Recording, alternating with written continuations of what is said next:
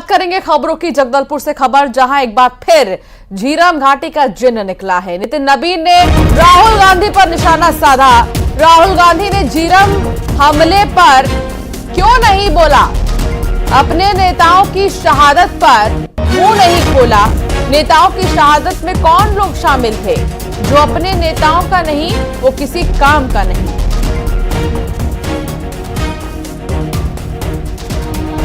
राहुल गांधी जी से पूछना चाहूंगा कि आप आ रहे हैं तो निश्चित रूप से आपके नेताओं की शहादत हुई थी। 5 साल आपकी सरकार रही और जिन नेताओं पे शक जाता था, जो आपके नेता लोग जानते भी हैं, तो आखिर क्या हुआ कि आपके नेताओं का शहादत पर भी आपने कोई टिप्पणी नहीं की। हर कोई जानता है कि झीरम कांड का खेल क्या हुआ था, जनता भी जानती है, लेकिन कांग्रेस के किसी नेताओं को इसकी चिंता नहीं हुई।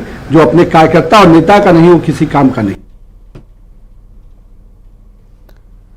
आकाश शुक्ला संवाददाता साथ जुड़ गए हैं। आकाश, कई सवाल नितिन नवीन की तरफ से राहुल गांधी पर दागे गए हैं।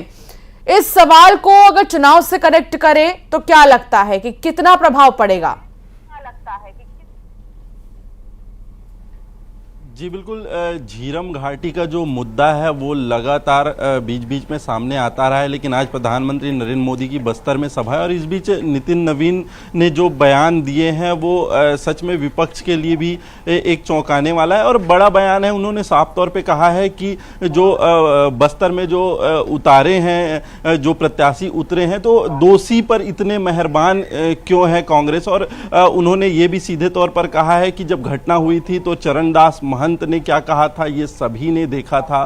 तो इस तरीके से जो बयान आया है वो सीधे तौर पर एक ये भी दर्शा रहा है कि 5 साल में जो कांग्रेस की सरकार रही है उस दौरान झीरम घाटी को लेकर किसी तरीके से न्याय नहीं हुआ है, लेकिन जब बीजेपी की सरकार रहती है तो ये फिर लगातार झीरम घाटी का मुद्दा उठाते हैं। तो सवाल कई छोड़ दिए हैं नितिन नवीन ने सीधे तौर पर बोलकर कांग्रेस के ऊपर। साथ में उन्होंने राहुल गांधी के ऊपर भी निशाना साधा है कि जो दोषी हैं उनको सीधे तौर पर टिकट दिया जा रहा है, वो अपने कार्यकर्ताओं का जो नहीं है वो किसका होगा। जी बिल्कुल, और इस तरीके के आरोप कई बार लगाए जा रहे हैं, लेकिन क्या कांग्रेस की तरफ से कोई प्रतिक्रिया आई है इस पर? अब तक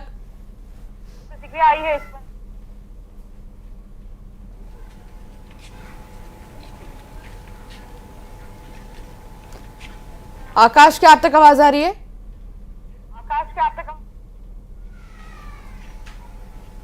तो आकाश से संपर्क नहीं हो पा रहा तकनीकी खामी के चक्कर में। और आपको बता दें कि नितिन नवीन की तरफ से कई सवाल उठाए गए हैं।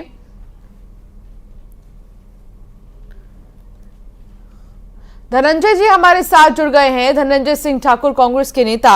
धनंजय जी, नितिन नवीन ने सवाल उठाए कि राहुल गांधी ने कभी झीरम घाटी का मामला क्यों नहीं उठाया, इसके बारे में जिक्र क्यों नहीं किया कभी, और अब शहादत का जिम्मेदार कौन है, ये सवाल क्या कहेंगे?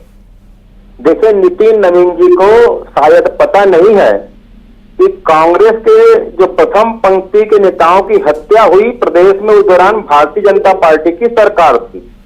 और उस झीरम घाटी कांड की जांच को रोककर अगर अपराधियों को किसी ने बचाया है तो भारतीय जनता सरकार थी। कांग्रेस की सरकार ने जब झीरम घाटी कांड के लिए एसआईटी का गठन किया, न्यायिक जांच आयोग के कार्यकाल को बढ़ाया, कुछ अपराधियों को बचाने के लिए न्यायिक जांच आयोग के कार्यकाल को रुकवाने के लिए, जांच को प्रभावित करने के लिए न्यायालय का खोल गया तो भारतीय जनता पार्टी के नेता थे। और एनआईए से फाइल अगर किसी ने नहीं दिया तो केंद्र की भाजपा सरकार है। तो नितिन नवीन जी को थोड़ा सा पढ़ना चाहिए भाषण और बयान देने से पहले कि झीरम घाटी कांड के षड्यंत्रकारियों के साथ भाजपा का क्या संबंध है और आखिर हत्यारों को बचाने अमित चिंतानी हमारे साथ बीजेपी के नेता, उनसे सवाल ले लेते हैं। अमित जी, सीधे तौर पर सवाल ये किए जा रहे हैं कि आप लोग का क्या मतलब झीरम घाटी के हमले से, और फिर उससे क्या संबंध है, और अब चुनाव में कोई मुद्दा नहीं बचा है? पूर्व मुख्यमंत्री भूपेश बघेल जी ने सार्वजनिक रूप से इस बात को कहा था कि उनकी जेब में सबूत हैं झीरम घाटी के, तो वो सबूत आज तक बाहर क्यों नहीं निकले हैं? इस बात का जवाब कांग्रेस नहीं देगी, इससे बचेगी तो कैसे चलेगा? अब पूर्व मुख्यमंत्री ने इतना बड़ा बयान दिया तो कुछ सोच समझ कर दिया होगा। कई साल हो गए इस बयान को टालते हुए, कम से कम आप बता दें। कवासी लखमा जी को तत्कालीन कांग्रेस के प्रदेश अध्यक्ष जी ने हाथ उठाया था और ये कहा था कि तू किसी से कुछ कहेगा नहीं।